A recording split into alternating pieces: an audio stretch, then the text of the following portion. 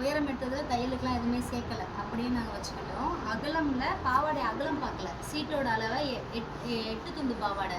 அப்போ 8ஆல் டிவைட் பண்ணால் எவ்வளோ வந்துச்சுமா? 6 வந்துச்சு. இப்போ தையலுக்கு நான் 1/2 இன்ச்சு சேர்த்து எவ்வளோன்னா 6 வைக்க போகிறேன். இப்போ 4 பார்த்தீங்கன்னா உங்களுக்கு 4 மடிப்பு இருக்கா பாருங்க, 4 மடிப்பு. 8 துண்டுனா 4 மடிப்பு அப்படியே வச்சுக்கணும். 7 துண்டுனா இதுவும் 4 மடிப்பை வச்சுக்கிட்டு 7ஆல் டிவைட் பண்ணி இங்கே மார்க் பண்ணிட்டு ஒரு பாட்டு எடுத்துருவேன். அது த்ரில்லுக்கு எதுக்காவது யூஸ் பண்ணிப்பேன். அது 7 துண்டு. 7 துண்டுனா 7ஆல் டிவைட் பண்ணியிருக்கணும். இது 8 துண்டுன்றதுனால 8ஆல் டிவைட் பண்ணோம், 4 மடிப்பு அப்படியே போட்டிருக்கோம். 7 துண்டுனா 7ஆல் டிவைட் பண்ணியிருக்கணும், 1/2 இன்ச்சு தையல் சேர்த்துருக்கணும். மடிப்பு 4 மடிப்பு தான் இருக்கணும். ஆனால் கட் பண்ணதுக்கு அப்புறமா நான் வந்து ஒரு துண்டை மட்டும் எடுத்துட்டேன்னா 7 பார்ட் வந்துடும். 6 துண்டுனா இந்த மேலே இருக்குது பார்த்தீங்களா, இந்த ஒரு விட்டு அப்படியே அந்த ஓரத்தில் வந்து இதை வெட்டி எடுத்துருவேன்.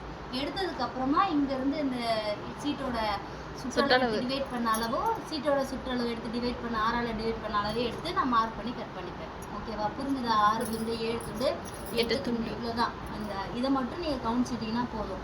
இப்போ 34 எடுத்து உயரத்தை மடிச்சிட்டேன். மீதி எக்ஸ்ட்ரா இருக்கிறத கீழே அப்படியே வச்சுக்கிட்டேன்.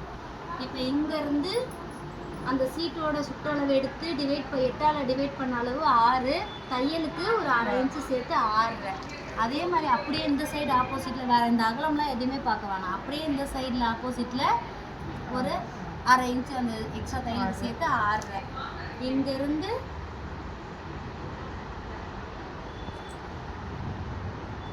இதில் போய் சேர்த்து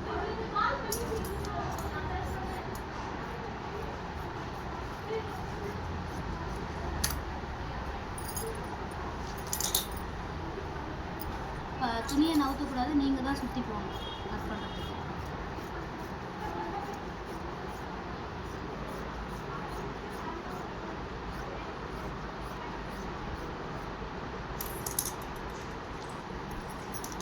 இதையும் செய்யலாமா? அந்த காலாண்ட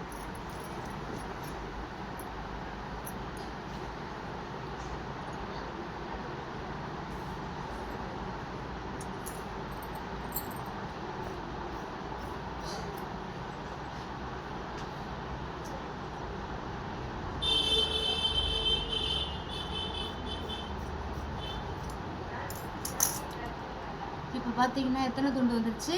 8 துண்டு. பார்த்தீங்கன்னா இந்த 6 வந்து நம்மளோட சீட்டோட அளவு, இந்த 6ஐயும் சீட்டோட அளவு அப்படியே நம்ம திருப்பி போட்டு எல்லாத்தையும் ஜாயின் பண்ணிக்கணும். ஜாயின் பண்ணும்போது 8 துண்டுக்கு மட்டும், மற்றதெல்லாம் விடுங்க. 8 துண்டுக்கு மட்டும் பார்த்தீங்கன்னா சென்டரில் அந்த 2 பார்ட்டு ஜாயிண்ட்டாக வரும். ஓகேவா? பாருங்கள், 2 பிரிச்சோன்னா ஜாயிண்ட்டாக வருதா? அதே மாதிரி இன்னொரு துண்டும் இருக்கும்.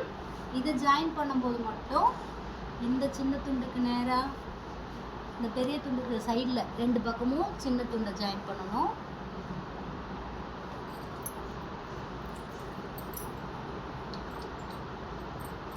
இதை ஜாயின் பண்ணணும். அதே மாதிரி இந்த பெரிய துண்டுக்கு இல்லையா, இதுக்கு பக்கத்துலேயே அந்த 2 துண்டுக்கும் 2த்தையும் ஜாயின் பண்ணிவிட்டு அப்புறம் இதை ஜாயின் பண்ணிங்கன்னா உங்களுக்கு ஃப்ரண்ட்டில் ஒரு சென்டர் பார்ட் வந்து பெருசாகவும் அடுத்த 2 பக்கம் சைடில் சின்ன பார்ட்டும் அதே மாதிரி பேக் சைடு பெரிய பார்ட்டு சின்ன பார்ட்டும் வரும்.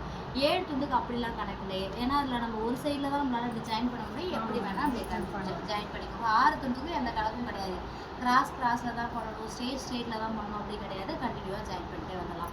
8 பார்ட்டுக்கு மட்டும் இதை கவனித்து ஜாயின் பண்ணுங்கள். சென்டரில் பெரிய பார்ட் வரணும், ஃப்ரண்ட்டில் பேக்லேயும் அதே மாதிரி சென்டரில் பெரிய பார்ட் வர மாதிரி ஜாயின் பண்ணிக்கோங்க. புரிஞ்சுச்சப்பா? கட்டிங் புரிஞ்சுதா? Okay ma'am.